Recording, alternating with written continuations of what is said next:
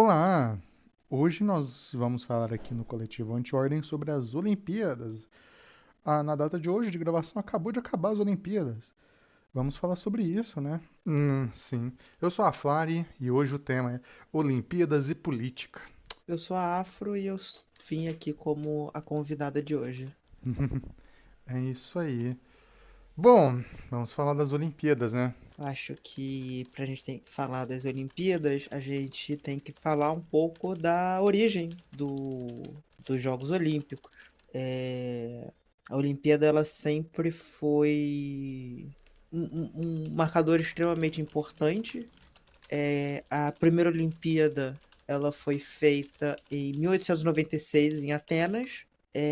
E tinha como um dos objetivos você auxiliar em, um, em uma união internacional a partir do esporte, de uma maneira é, é, é, relativamente pacífica, mas assim como muitas das coisas que são feitas internacionalmente, o internacional começou como uma coisa só do norte global e que demorou um pouco para que outros países conseguissem participar. Deixa eu pegar a data certinha de quando foi a primeira vez que o Brasil entrou do numa Olimpíada. Foi em Uhum, 1920, na Bélgica.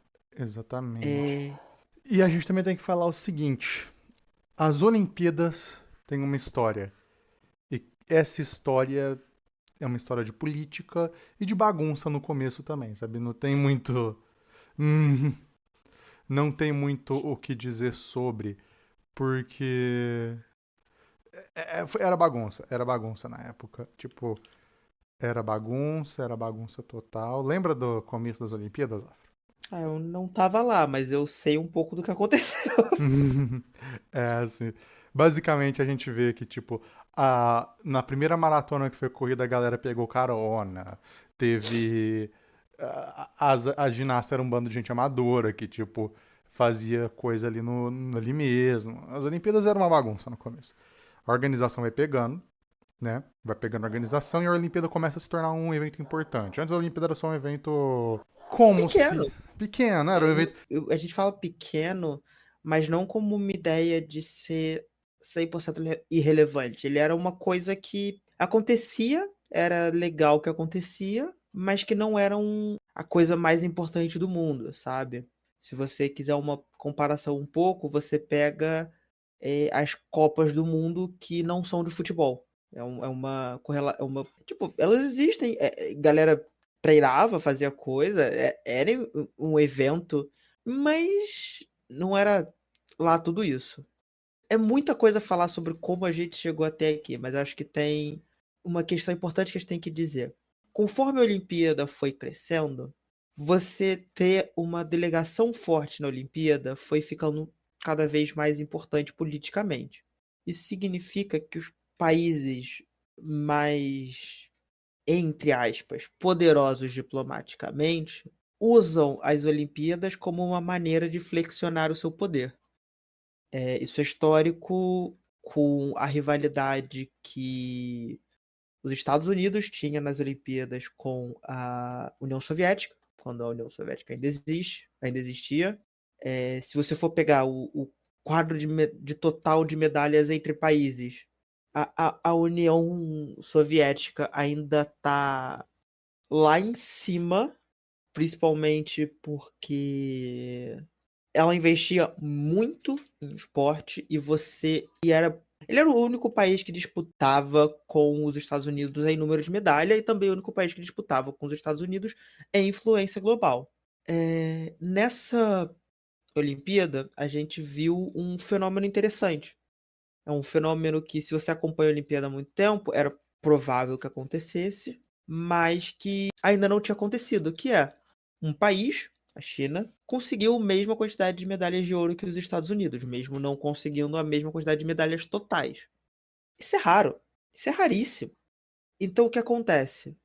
Isso tem uma influência em como outros países veem esses países também, sabe?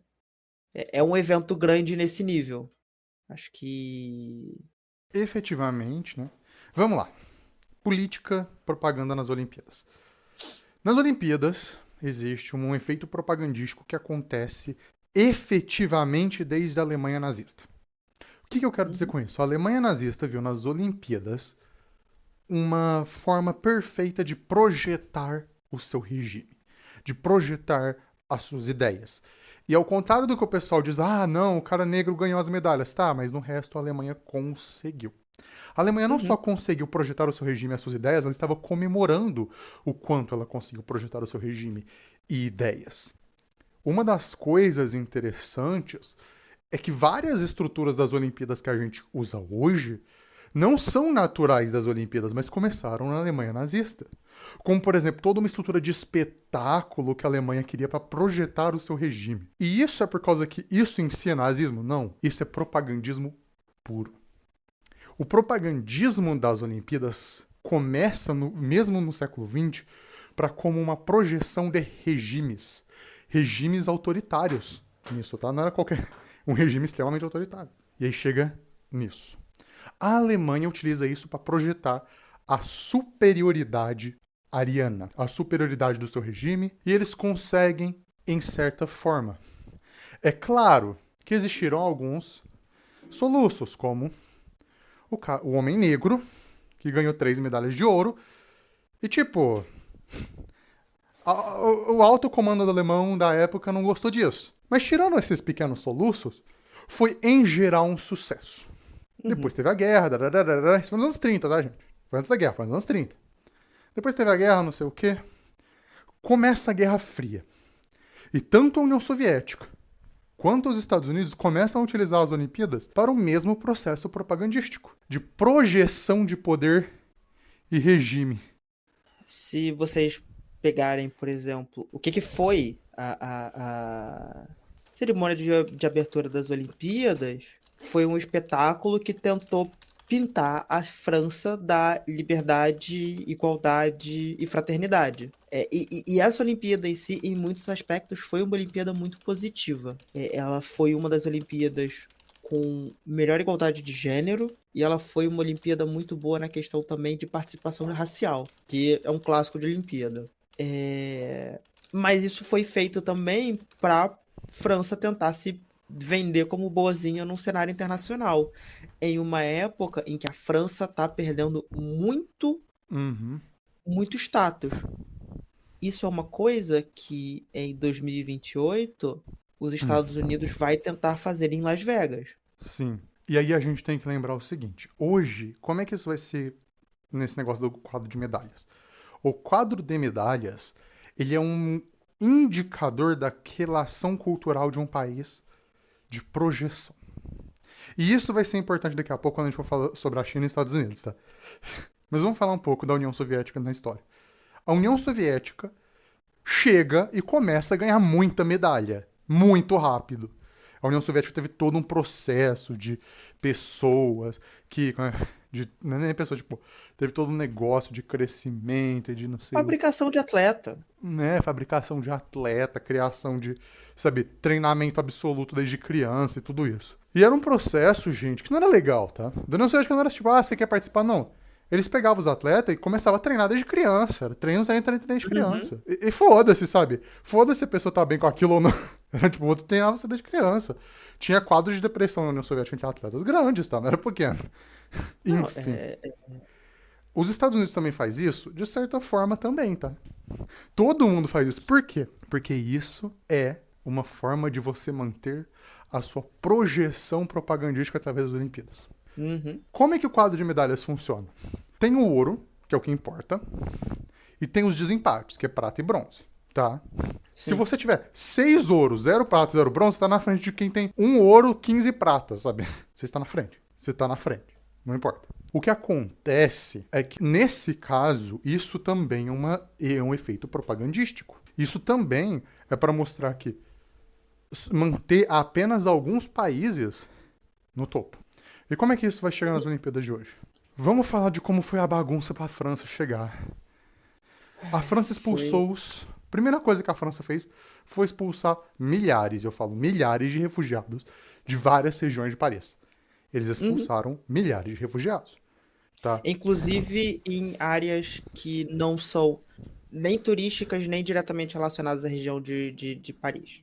É, As regiões olímpicas. sim, por causa que ela usou essa foi uma ótima desculpa para tirar refugiado de Paris. A França utilizou essa questão das Olimpíadas para aumentar o seu estado de vigilância. Colocaram Uhum. câmeras, colocaram um monte de coisa. E ainda assim a gente foi roubada, tá? Mas calma. Roubada dentro da Vila Olímpica. Sim. Ah, é. A França usou isso, todo esse negócio das Olimpíadas acontecendo e tudo mais, para crescer toda a sua, como se diz, economia interna, através de projetos de construção e tudo mais, como todo mundo faz. A questão é, vamos pra bagunça que foi a França. Não teve comida direito pros atletas. Estavam falando de comida com verme, né? Estavam falando de comida com verme, estavam falando de frango cru, Uhum. estavam falando de não conseguir fazer alimentação, Hum, de não conseguir suprir a quantidade calórica que esses atletas precisam. uhum. Tava faltando proteína, é verdade, tava faltando proteína. Tá faltando proteína. Tava faltando Proteína pra proteína. caralho. Várias delegações, principalmente da Europa, estavam mandando Chefe. chefe. Chefe próprio. Chefe próprio. Porque tava faltando proteína pra galera. Tava faltando. O que também tava faltando? Tava faltando cama. Lembra que várias delegações começaram a levar colchão próprio. Então, Não, o que acontece? Entre as Olimpíadas de Paris não, entre as Olimpíadas de Tóquio e as Olimpíadas de Paris, houve uma mudança nos lugares da Vila Olímpica sobre as condições que os atletas ficariam. O que acontece? Entre as coisas que faltaram na Vila Olímpica, refrigeração, assim, tava entre 25 e 30 graus durante as Olimpíadas. O que, para um brasileiro, principalmente aqueles brasileiros que são de regiões quentes. acima do da linha de Capricórnio, não, da linha de Câncer, né? Câncer que é a do Sul. Tá, é um friozinho gostoso. Para quem mora em regiões temperadas, em regiões frias, como boa parte, tava um calor desgraçado. Não tinha refrigeração suficiente, principalmente quando você adiciona o fato de que não eram lugares onde os quartos não eram individuais. Você tinha que dividir aquele quarto com outras pessoas. Isso ajuda a aumentar a sensação térmica, isso ajuda a aumentar o calor que você tinha. Não tinha tanta cortina, teve vários atletas que tiveram que usar os próprios lençóis para tentar fazer uma cortina falsa. Isso atrapalha o sono das pessoas, principalmente atletas que já estão sofrendo com um Hum. jet lag, porque Hum. viagem Uhum. de zonas de horário completamente diferentes. É. Ah, sim, você podia alugar um ar-condicionado para o seu quarto, Sim, pagando sim. um preço a mais. Agora vamos lembrar, se metade dessas coisas acontece no Brasil, estariam falando o Brasil não estava pronto para as Olimpíadas. Jamais deveria ter deixado o Brasil fazer as Olimpíadas. Nossa, não, eu não vou falar. E assim, eu não vou falar que não aconteceu nenhuma treta nas Olimpíadas do Rio. Aconteceram. Mas assim, não tá sendo nem perto de tudo, nem na escala do que tá acontecendo Sim. em Paris. Por exemplo, nas Olimpíadas do Rio eles limparam, eles limparam a água. Em Paris Não, não, Rio Sena tá. a Baía de Guanabara, para quem não sabe, para quem não é do Rio de Janeiro, Uhum. é uma baía que entre Rio de Janeiro e Niterói. Ela era imprópria ao banho por décadas e para a Olimpíada ela teve que ser limpa e até hoje é feito um esforço enorme para ela se tornar, para ela se manter própria ao banho. Ela não tá clara, mas ela está passável. Você não vai ficar doente por nadar lá. Sim. E o Rio Sena Tá literalmente uma merda. Tá literalmente. Tem uma foto clássica. Clássica não, mas tem uma foto que partiu que é muito demonstrativo, que é os atletas nadando, eles estavam perto da parede, e você vê um cano de esgoto do lado da cabeça deles. Sim, O Rio Sena não tem um tratamento de esgoto sim, não tem. direito. As coisas que são despejadas no Sena muitas vezes não passam por uma. Com tratamento. Um tratamento não tem. Exato. Nenhuma forma de tratamento. E aí, beleza. Como é que a gente lida com isso nesse caso? A gente fica doente. E aqui a gente teve que. No Brasil, a gente teve que limpar tudo, e na França eles não limparam nada e, e um monte de atleta ficou doente. Teve atleta assaltado dentro da Vila Olímpica, teve um treinador brasileiro que foi assaltado. Teve atleta com Covid. Teve Teve- atleta com Covid. Noah Lyles, que foi um dos campeões do 100 metros rasos, ele tava com Covid, ele não deveria poder participar. Foi permitido que ele participasse. é, Assim, essas Olimpíadas também estão com um problema enorme de doping, sim, principalmente por parte da delegação americana, e isso faz parte do que a gente fala sobre soft power. sim, A Associação Americana, durante essa Olimpíada, apareceram reportagens sobre como a Associação Americana Antidoping permite que atletas participem uhum, de. Atletas sabidamente que usam doping participem de eventos internacionais, não avisa para a Associação Internacional, ao mesmo tempo que cobra de outros países um combate, entre aspas, justo. Se você for comparar, por exemplo, a China foi um dos países mais testados, principalmente em natação. é, O que é uma coisa engraçada, considerando o que a gente sabe hoje sobre a questão da natação, em que vários atletas estadunidenses foram, sim, não dá para se dizer pegos, dá para se dizer em claro estado de de uso de broncodilatadores.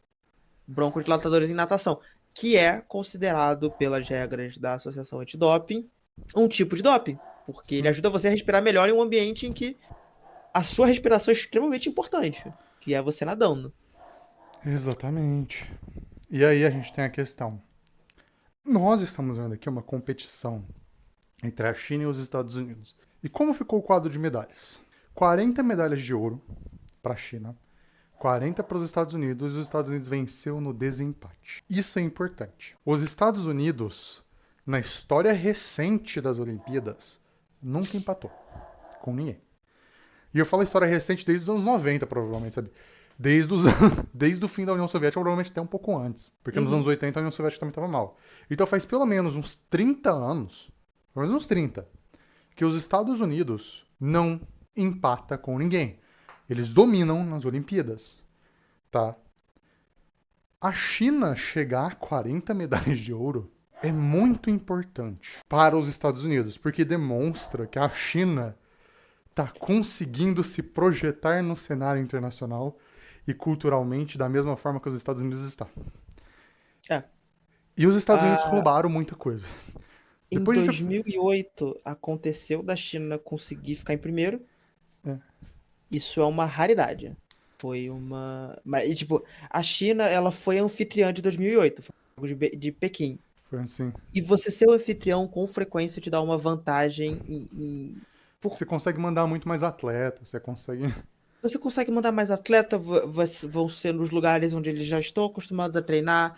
Eles não vão ter que sofrer nenhum tipo de jet lag.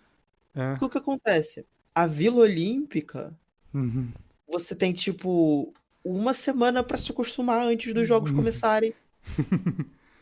E para quem viaja, você consegue resolver o jet lag nesse meio tempo, mas não Uhum. completa, você não tá 100%, sabe? Sim, você não tá. E aí, como é que fala? As Olimpíadas, elas. Acho que foi. Desculpa, então, eu dei informação errada, foi só em Pequim, mas. Pequim a China teve muita vantagem também. No... Pequim foram 12 medalhas de ouro de diferença, e mesmo assim os Estados Unidos ainda teve maior total. Total de medalha. Uhum. Mas se você for pegar todas as outras. Que aconteceram, os Estados Unidos dominavam. Exato, desde a difusão da União Soviética, a última vez, tipo, em 1992, você teve o time unificado das Olimpíadas, que era basicamente vários estados que eram da União Soviética e que competiram juntos. Então era tipo, e principalmente era Rússia, Geórgia, Armênia, Cazaquistão. Uhum.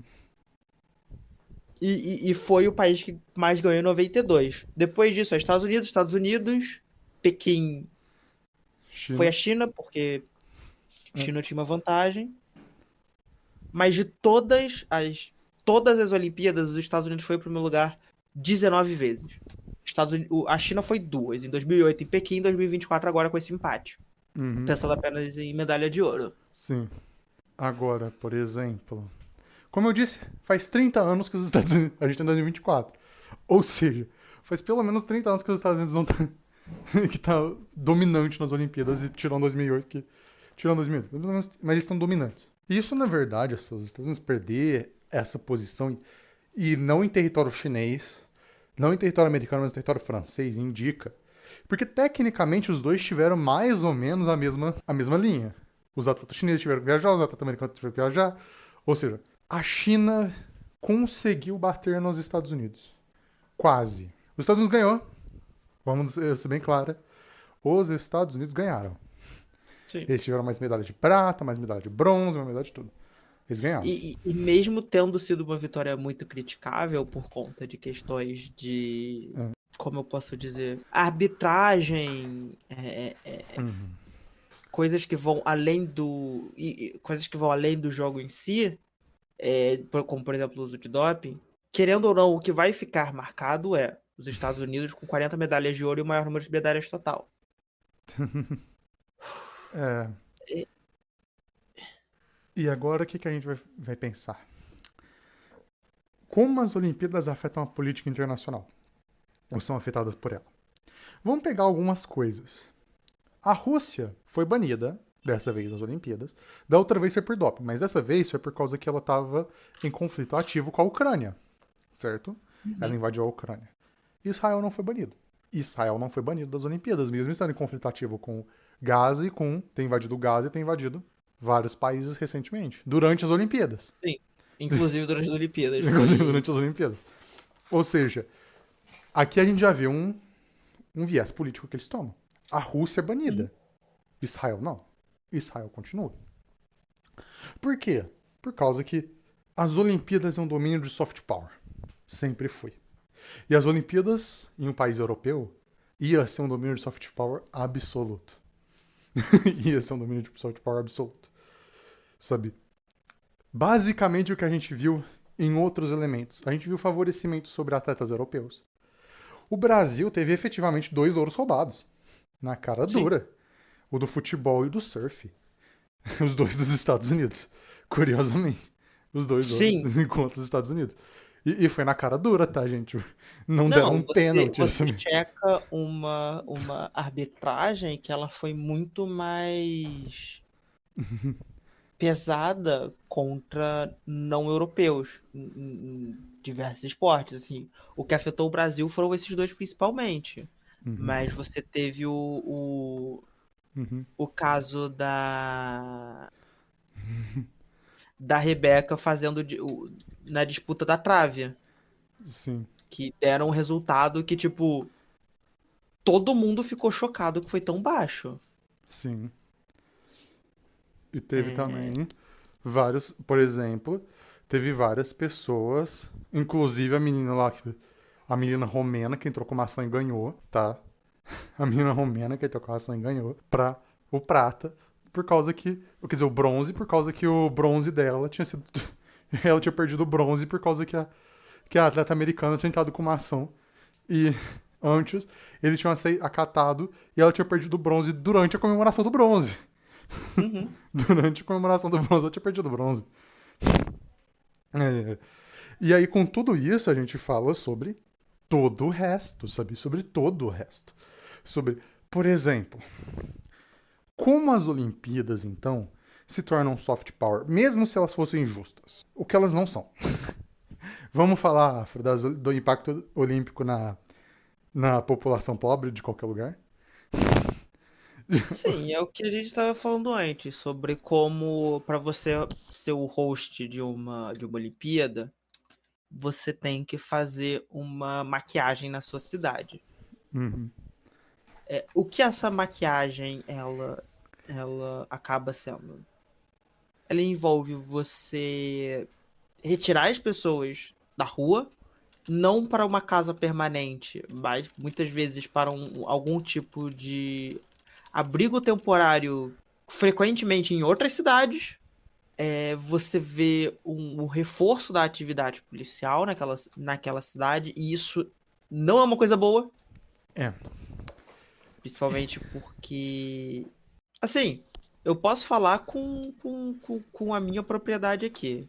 Existem casos em que eles só conversam com o crime organizado para falar, qual é, tenta não fazer nada Na Olimpíada. no período da Olimpíada, porque senão pode dar caô pra gente. E se der caô pra gente, a gente vai ter que dar caô pra vocês. Não seria a primeira vez que um jogo olímpico faria isso. Que uma equipe de segurança faria isso. Por exemplo, tem ação de terrorismo, que vira paranoia Uhum. generalizada. Tem um monte de coisa nas Olimpíadas. Como teve, por exemplo, atentados terroristas nas Olimpíadas de 72, eu acho. O massacre de Munique aconteceu em 72, nas Olimpíadas de 72, e foi pelo grupo Setembro Negro, um grupo de terroristas palestinos, que sequestraram e mataram vários atletas de Israel para tentar chamar a atenção para a causa palestina. Ou seja, as Olimpíadas sempre tiveram esse tom muito, sabe, de projeção política aí.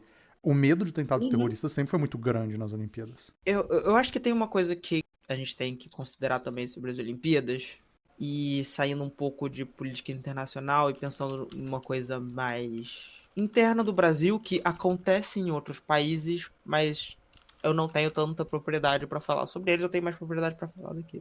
Se você acompanha se você acompanha as Olimpíadas, se você acompanha qualquer esporte, você com frequência tem imagens sobre na plateia para ver como as pessoas estão, para você ver as reações do público também. Isso faz parte do show esportivo. Você faz isso principalmente quando não tem algo muito, muito importante para se mostrar dentro de quadra ou dentro do solo. E uma coisa muito importante é quantas das pessoas que estavam nas arquibancadas são pessoas racializadas dentro de seus países. Então, por exemplo, quantas pessoas negras do Brasil estavam na arquibancada? Quantas pessoas desse tipo têm uma capacidade de ir assistir um jogo, um evento desses? A resposta é muito poucas. Não tem um número exato, mas se você olha assim, são muito poucas. Sim, Uma viagem para Paris, não só a viagem para Paris, mas o custo de um ingresso de um jogo da Olimpíada é uma coisa extremamente elevada, sabe? Pra, mesmo para uma pessoa de classe média para classe média alta, isso é uma viagem de uma vez na vida. sim. E aí você compara isso com o perfil dos atletas. Quem são os atletas da Olimpíada? Quem foram os ouros do Brasil? Quem foram os outros? Quatro Principalmente. mulheres negras. Perdão, três mulheres negras. Uma que é parda e nordestina e que em alguns lugares do Brasil isso é considerado racializado. O quanto elas são pessoas que com frequência não conseguiriam se ver nessa posição, Exatamente. sabe? Então a gente vê na questão do Brasil também, como a Afro está falando exatamente aqui, que existe uma divisão racial muito séria no Brasil. As atletas são negras, mulheres negras, pardas, racializadas, em geral. Só que ao mesmo tempo a gente vê que a torcida é branca. A torcida é branca. Ali não dá pra negar que a torcida ali é branca. Sabe? A torcida é branca, classe média alta. Ou seja, a galera não tem a capacidade, a possibilidade de ir. E ao mesmo tempo, a gente também vê uma tentativa de apolitização das Olimpíadas. As Uhum. Olimpíadas são extremamente políticas. E é isso que eu quero focar. Eu não quero Como a focar. gente já estava É, falando antes, as Olimpíadas são extremamente políticas. é. E a gente vê uma tentativa de apolitização. Quando a Bia ganhou o primeiro ouro do Brasil, o pessoal falou: Nossa, por que você não falando da raça dela? Todo mundo merece ouro branco, não sei o que, aquele clássico. Ah, branco, amarelo, não sei o que, não sei o que. Mas não é assim, é. Não, Não é assim. nunca é. Nunca é. Sabe? A cor dela importa, a raça dela importa por causa. Não inerentemente, não fundamentalmente, mas importa porque o pessoal faz importar, a sociedade faz importar. Uma pessoa Uma negra tem mais coisa, dificuldade de acesso a tudo. uma coisa que a gente tem que falar sobre é o Brasil ele só começou a se tornar uma potência olímpica. E eu falo potência olímpica não no sentido de ser o país que tá lá no top 10, mas um país que é forte. A partir das Olimpíadas de 1996. Antes disso, o Brasil normalmente pegava, tipo, uma medalha, às vezes duas, às vezes uma no futebol, mas não era um país que, assim como a gente vê nessa Olimpíada, tem uma força grande. O que que mudou? Em 1995, durante o primeiro governo Fernando Henrique Cardoso, o nosso liberal de bom coração, ele criou o Ministério do Esporte. E o que que o Ministério do Esporte faz? Bom, ele maneja eventos esportivos. Ele investe em eventos esportivos. E a gente vê que, mesmo com todas as tentativas de desmantelamento e destruição da máquina pública, o Ministério do Esporte faz seu trabalho. Assim, o Brasil não é um país pouca coisa nas Olimpíadas. Ele não é um país que vai disputar para o primeiro lugar, mas ele é um país que tá presente. Tá presente nos jogos, tá disputando tudo. Mesmo quando não pega ouro, o Brasil tá com prata pra caralho, tá com bronze pra caralho, sabe? Sim. Todo mundo gosta da história de superação do atleta que tem que fazer halter de concreto para fazer levantamento de peso, mas infelizmente não é isso que vai fazer você ganhar uma Olimpíada. A gente não vive num filme. É. O que A vai gente. fazer ganhar a Olimpíada é investimento, é construção, sabe, é equipamento, é tudo. É tipo você Não, ter. é você conseguir. Uma coisa que é muito importante que muita gente esquece. É você conseguir ter uma dieta balanceada porque você tem acesso a comida de qualidade. Quanto à questão disso, a gente tem que falar algumas coisas que é importante. Muito importante, na verdade. A primeira é que no Brasil não se investe em educação. O que tem a ver educação? Porque o esporte é educação. Esporte é saúde. E esporte é segurança. Esporte é os três, Eu, tá? eu, eu não gosto de falar sobre não se investe porque dá uma sensação um pouco de eternidade. É assim. O Não. Brasil ele não está investindo em educação e isso é um projeto. Sim, Já houve um progresso enorme na educação brasileira, mas ele foi desmantelado. exatamente. E o Brasil, tipo, a gente não investe em esporte. E esporte e educação é saúde e é segurança. Esporte é essas três coisas. Ah, mas como assim? Como é que o esporte vai te deixar mais seguro? A criança que tá fazendo esporte não tá no crime organizado. E se tiver no crime organizado, ela não tá, ela não tá saltando pro crime organizado. Ela tá, tipo, É, no esporte pro crime organizado, mas pelo menos ela não tá saltando pro crime organizado. A tá criança. fazendo parkour pra entregar droga. Sei lá, é. Mas agora é o seguinte: a criança que tá no esporte, que sai da escola e vai treinar alguma coisa, ela não está na rua. Ela não está, sabe, muitas vezes fazendo. ah, se envolvendo com drogas, se envolvendo com problemas. Ela tá fazendo uma atividade que ajuda. Mas se Uhum. você pensar só nisso, também não adianta. Vamos pensar em saúde. Acesso ao esporte é saúde. Necessariamente saúde. Isso é um acesso ao esporte. Esporte, acesso a ambientes limpos de esporte também é saúde. Sim, Porque não adianta você ter uma quadra de futebol de grama, sendo que toda vez que chove ela fica inutilizável por 2 semanas, porque ela basicamente virou um pântano. sim, exatamente. Então, tipo, esporte é saúde. Por causa que você tem acesso ao esporte, você tem acesso à atividade física, você tem acesso ao seu próprio corpo, o controle da sua própria agência. E assim, gente, e eu falo de acesso para todo mundo, tem que ter quadra de esporte para pessoas com deficiência. Tem que ter acesso. Ponto. Você não pode só fingir que essas pessoas não existem. Pessoas com deficiência precisam de se exercitar também. Precisam de ter um acesso sabe? Precisam de ter um acesso essas questões também. E por isso que o nosso, como a Afro disse, não adianta você construir uma quadra de grama que fica um pântano e não adianta você construir uma quadra de vôlei que não tem como a pessoa mudar a altura da rede, que não tem como a pessoa, sabe, fazer acessível. Para, por exemplo, não adianta você ter uma quadra de basquete que é impossível você mudar ou que é extremamente burocrático você mudar a altura da cesta para pessoas, por exemplo, que jogam em cadeira de rodas. Uhum. Não tem como. Não tem como você fazer isso. E não tem Não como. tem como você ter uma quadra, um polo de basquete que não oferece a cadeira de rodas especial. Sim, Ou pelo menos não deveria ter como. Você deveria ter esse acesso. sim. E aí a gente entra. Esporte e educação. Se você, o esporte ele sempre está ligado a relações de educação. O menino quer fazer esporte, a pessoa quer fazer esporte, você vai e você, por exemplo, pode levar ele para instituições de esporte, essa pessoa para instituições de esportes.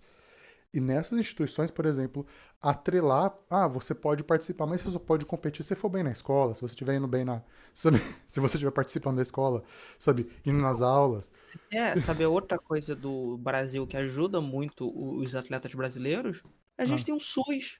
Se algum atleta aqui tem algum tipo de machucado, uhum, ele não vai entrar em dívida para resolver essa lesão. exatamente. Uhum. E- Então, o que acontece? Muito atleta brasileiro é dependente de investidor, de hum. investi principalmente investidores privados, sabe? E aí a gente É, fica à mercê de quem é mais marketável. Tipo, Então, exato. Galera fala, ah, não, mas teve um pouco essa discussão quando viram da taxa da medalha olímpica. Essa taxa é uma taxa antiga, ela existe desde o governo militar, uhum, sabe? E isso é um problema. Isso não é algo novo. uhum, Isso tem que acabar, mas não usem isso como uma tentativa de tirar o poderio do governo atual, porque é só incorreto achar que foi esse governo que criou a taxa. essa taxa. E assim, não é um dinheiro que dá para se viver sobre, sabe? Mesmo se você ganhar medalha de ouro em toda a Olimpíada, Não dá. é, e assim, vamos convenhamos, o tempo de um atleta olímpico é curto, você meio que só consegue. Tecnicamente você consegue ser por mais, mas assim, para você conseguir se manter em nível de um atleta olímpico, você consegue fazer isso por De- estourando um pouco, uns 20 anos. depende de esporte para esporte. Alguns esportes é mais, outros é menos, mas geralmente é. Sim, sim. A gente tem que falar sobre essa questão. Que é, a gente precisa não só tentar encontrar aqueles candidatos que defendem a importância cultural disso dentro da nossa democracia, da nossa democracia falha, mas a gente também tem que lutar para realmente cobrar isso desses candidatos, sabe? Eu acho que se você quer ver o Brasil em frente na Olimpíada, você tem que pensar, ok, quais são as políticas que podem levar a um quadro positivo para o Brasil nas Olimpíadas? Entende? Porque um dos motivos pelo qual as Olimpíadas acabam tão importante, pelo qual o esporte consegue ser tão importante, é porque, como a Flávia estava falando da correlação do esporte com outras coisas, esporte é um pouco que um fator que demonstra qualidade social, existe uma ideia imperialista de se você tem os melhores atletas, você é, entre aspas, você tem, entre muitas aspas, os melhores humanos. E isso é uma leitura que é possível, não é uma leitura que eu acho uma leitura de boa fé, mas ela é possível. Mas você também pode fazer a partir disso uma leitura de que muitos desses lugares são os lugares que recebem mais investimentos, os lugares que você tem as melhores qualificações para isso. Uhum. No Brasil, para categorias individuais, é 250 mil por medalha de ouro, 100 mil por prata e 50 mil pela bronze. Gente, não dá pra você viver disso aqui. Ainda Não. mais se você for um atleta de alto nível. Isso aqui é tipo. Ah, não, mas 250 mil ia mudar minha vida. Tá, ia provavelmente mudar a vida de quem tá lá também, mas tipo, não é pra sempre, sabe? Exato. O dinheiro que muda a sua vida. Vamos, sei lá, dizer que você ganha isso em 4 anos. 250 mil dividido por 48. 5 mil por mês. 5 mil por mês. Isso é um bom dinheiro? 5 mil por mês? É bom. É bom. Te coloca como classe média na melhor das hipóteses. Se depender, classe média baixa. Sim. E é claro que isso vai ser colocado junto de outros. De outras rendas que você receberia, mas assim, é necessário o investimento para que esses atletas consigam viver, sabe? Nem todo mundo consegue ser o Neymar. Sim. Pouquíssimas pessoas vão ser um Neymar da vida. Exatamente. Pouquíssimas pessoas vão ser um LeBron James. Pouquíssimas pessoas vão ser um expoente tão grande que não só é enorme no esporte, mas também é enorme no como uma pessoa propaganda, sabe? Exatamente. E vamos lembrar que a maior parte dos negócios do Neymar vem de propaganda, vem de empresa privada, vem de tudo isso que ele sabe que ele ganha. E vem de Uhum. instituições privadas e tudo mais. Não, você tem o fato de que, por exemplo, quase todos os times que tem por aí, principalmente, se eu não me engano, todos os times grandes atualmente, foram comprados por iniciativas privadas. Ou parcialmente comprados por iniciativas privadas. Exatamente.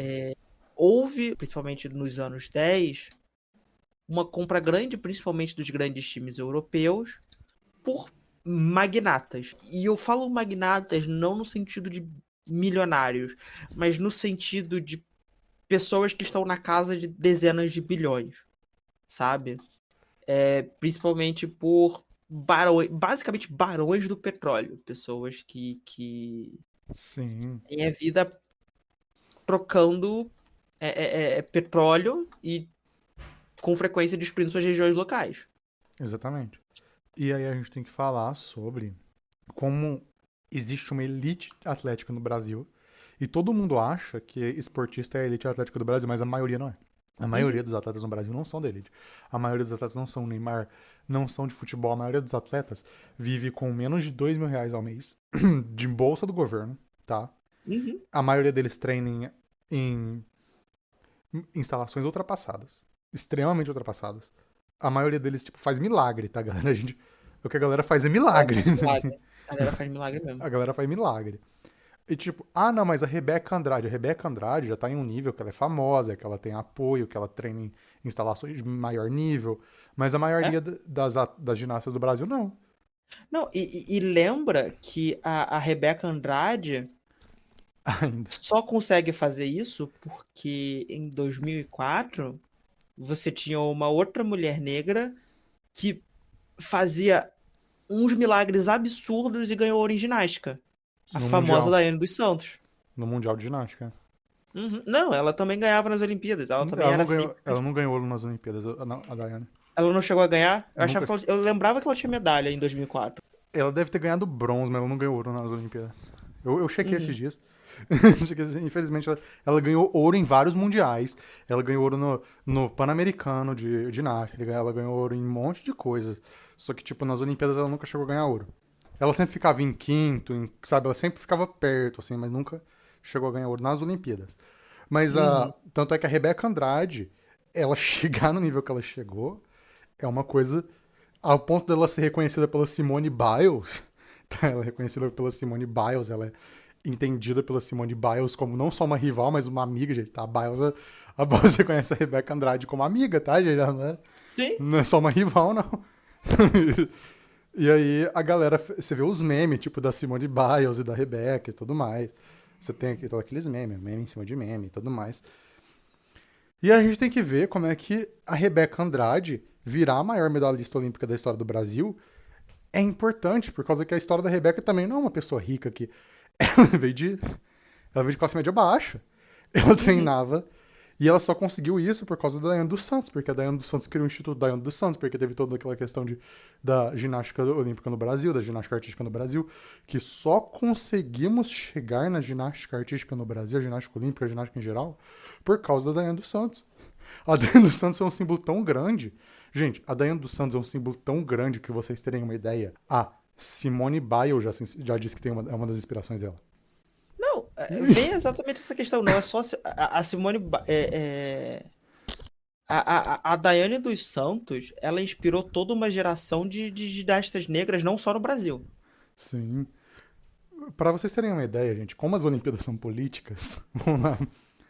Até os anos 90, final dos anos 90, acreditava-se que mulheres negras tinham ossos muito densos, logo elas eram mais pesadas, logo elas É, não fariam boas ginastas. Tipo, não sabia. Acreditava-se isso. Isso era uma crença.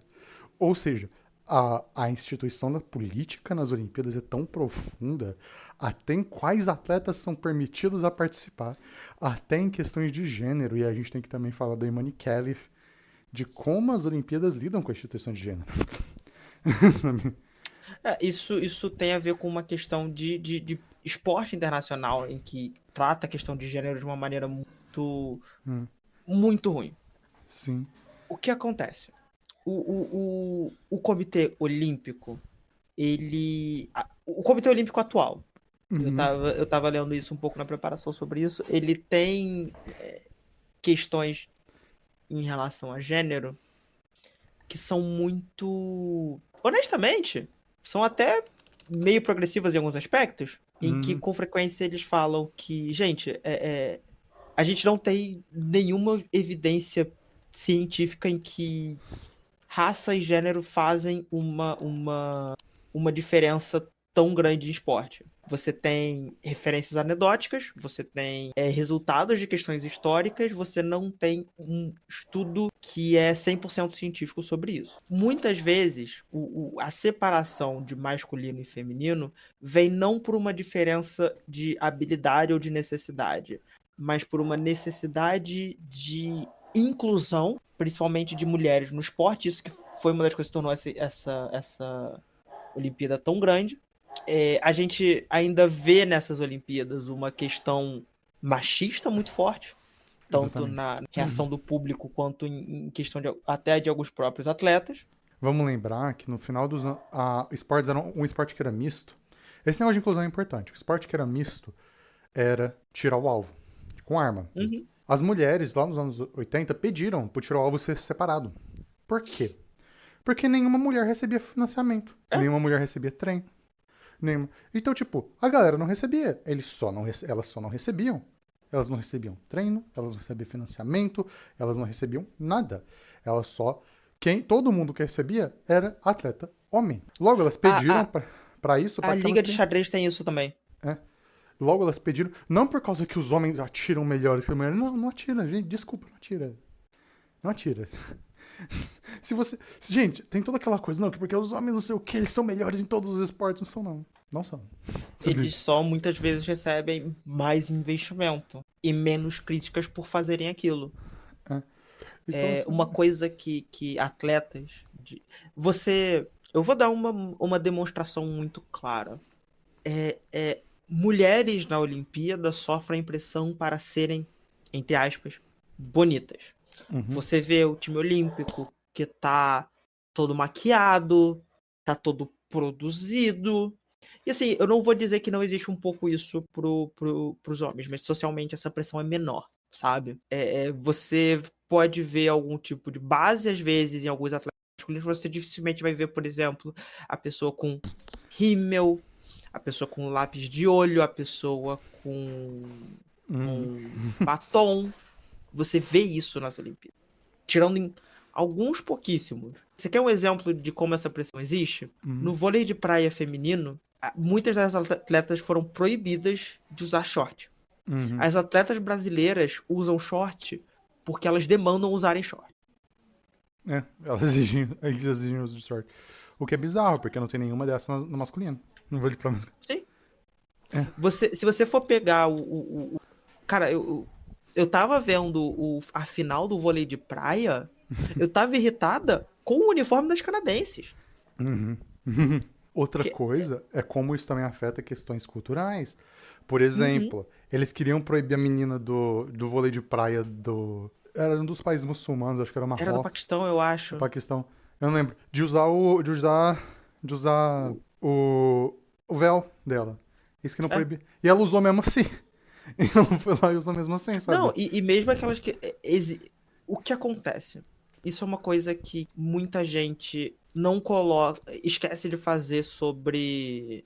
Quando a gente tem que fazer uma discussão política, que é boa parte das pessoas não são confrontativas.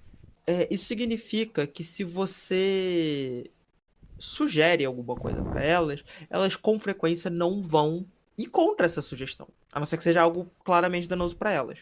Uhum. Então o que acontece? Quando você sugere para as delegações internacionais de que elas é recomendado que elas estejam de biquíni, boa parte, mesmo as que não se sentem confortáveis com isso, não vão necessariamente brigar. E aí o Exato. que acontece? A gente tem que entrar numa análise de, ok, por que atletas femininas são pedidas de serem bonitas? Existe uma questão sexista em relação a isso. Exato. Principalmente. Voltando a Imani Kelly, por que essa questão da Imani Kelly ficou tão importante? Primeiro, existe uma paranoia cada vez. Maior. Eu não vou nem dizer cada vez maior, mas cada vez mais gritante de pessoas de extrema direita.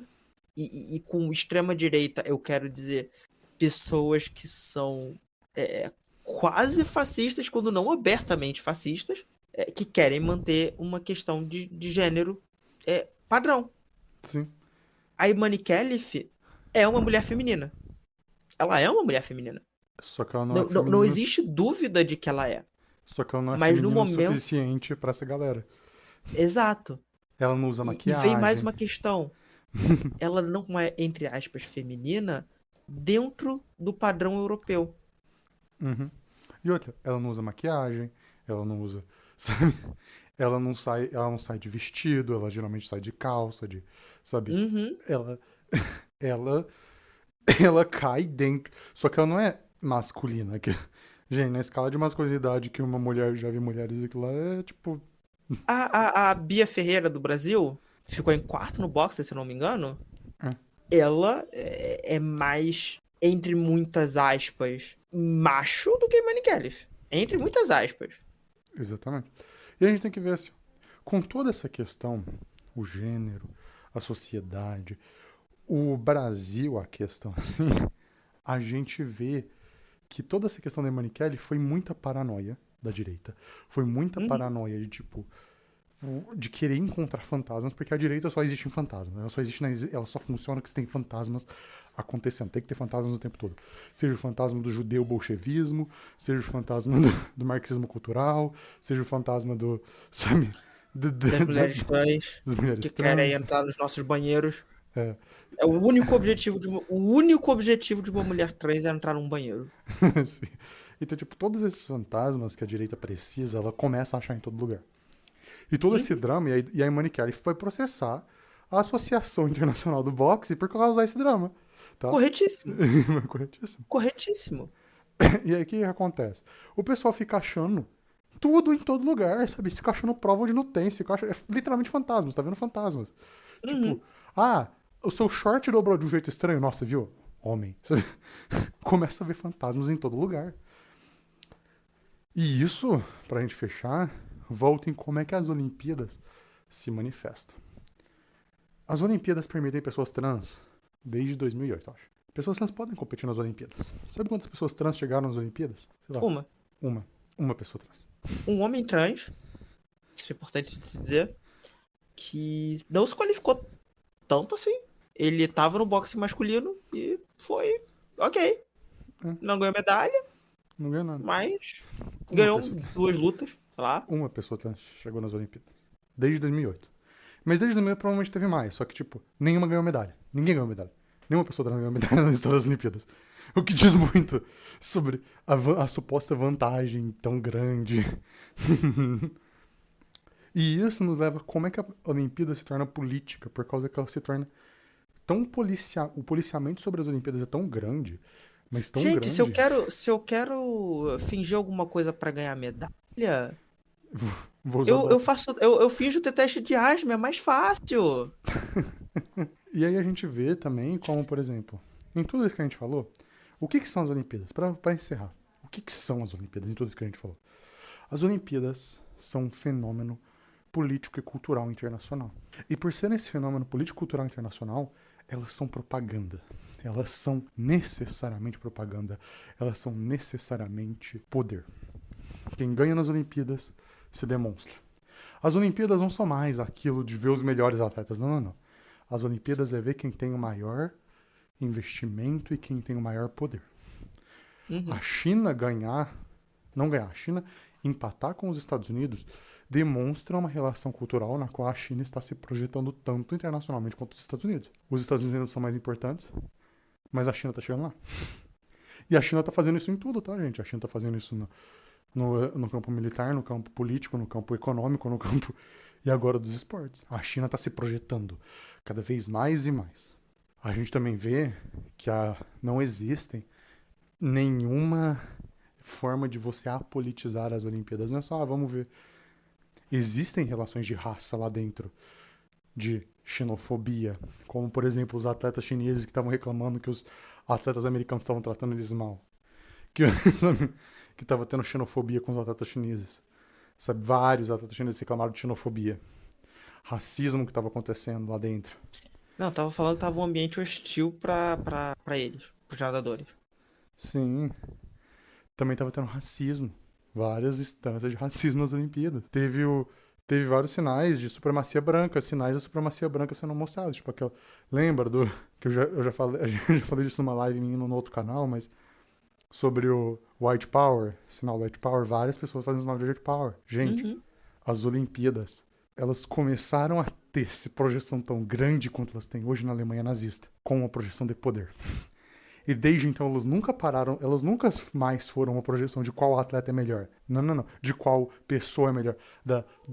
Eles viraram uma projeção de poder internacional. A própria forma como a gente mede medalhas. A gente não mede medalhas por atletas. A gente não mede medalhas por ano. A gente não mede medalhas por grupo social. A gente mede medalha por país. É. Uhum. A gente mede medalha por país. Por grupos de países. E às vezes tem os refugiados que são permitidos jogar. Inclusive, os refugiados pela primeira vez ganharam uma medalha. Sim. O que é ótimo. O que é Isso ótimo. é ótimo pra gente. Sim. Então, tipo, uma Olimpíada, você fala, então como é que a gente faria uma Olimpíada real? A gente teria que parar de classificar as Olimpíadas por país, mas por pessoa. Sabe? As Olimpíadas, se elas são para ser o auge do ser humano, você tem que venerar o ser humano, você tem que dar a medalha pra pessoa. E E você tem que parar de fazer tudo ser um mata-mata. é, Mas isso é uma outra questão. tudo é mata-mata. E você tem que ver, por exemplo, como criar uma arbitragem mais justa. Porque a arbitragem claramente não foi justa. A Obviamente arbitragem aquela. era, a arbitragem era primariamente europeia. Sim, sabe? E tem que ver tudo isso, e tudo isso é importante. Racismo que acontece. Por exemplo, as jogadoras da Espanha começaram a falar que. Começaram a xingar o Brasil. Puxaram o Brasil, sabe? No Uhum. futebol da Espanha lá. Porque o Brasil ganhou delas de 4-2 e elas reclamaram. Jogaram mal, elas jogaram mal e se fuderam, sabe? Enfim, Tiveram a ajuda da arbitragem. tiveram ajuda da arbitragem, sabe? E elas ganharam, jogaram mal, só jogaram mal. Uhum. E aí chega agora e fala: as Olimpíadas é sobre racismo. E sempre foi sobre racismo. As Olimpíadas é sobre poder internacional. É sobre poder local. É sobre gênero. É sobre grupo social. É sobre cultura. É sobre quem é permitido jogar e quem não é. É sobre quais grupos têm a mera. A Palestina não teve, por exemplo, participação. Não tem a bandeira da Palestina lá. Não teve um país da Teve a Palestina. bandeira no. Eles foram uma delegação, eles mandaram, tanto que você tinha na cerimônia. Uhum. Mas dentro dos estádios, você não podia. É. Não podia ter bandeiras da Palestina, porque bandeiras da Palestina são consideradas políticas. Bandeira de Israel, não. Você tá vendo? O que é permitido existir é político. O que é permitido funcionar é político. Então, tudo isso, a gente tem que acabar com essa ilusão de que as Olimpíadas são sobre só esportes. Porque não é. As Olimpíadas sobre propaganda, sobre poder, sobre racismo. Lembrando que uma das maiores manifestações sobre a segregação foi nas Olimpíadas. As Uhum. Olimpíadas são políticas e têm que ser políticas. Tem que E continuar. uma demonstração do quão forte está a nossa segregação social é o que eu falei antes. Você consegue ver claramente quem tem o direito de quem é o observante e quem é o artista, entende? Assim Sim. como antigamente você tinha dentro da segregação lugares onde pessoas negras não tinham acesso, onde eles eram o próprio show, isso está acontecendo novamente. Então, gente, lembrem-se, as Olimpíadas são políticas e elas são sobre poder. E são sobre poder internacional. Bom, pessoal, ficamos por aqui. Esse foi mais um podcast sobre política e sobre esportes. E, bom, as próximas Olimpíadas vão ser nos Estados Unidos e vai ser uma catástrofe. Eu imagino. Vai ser divertido. Vai ser Se os Estados divertido. Unidos ainda estiver vivo até lá, isso vai ser divertido. Vai. É, vamos ver como é que vai ser, né, galera? Até a próxima, pessoal.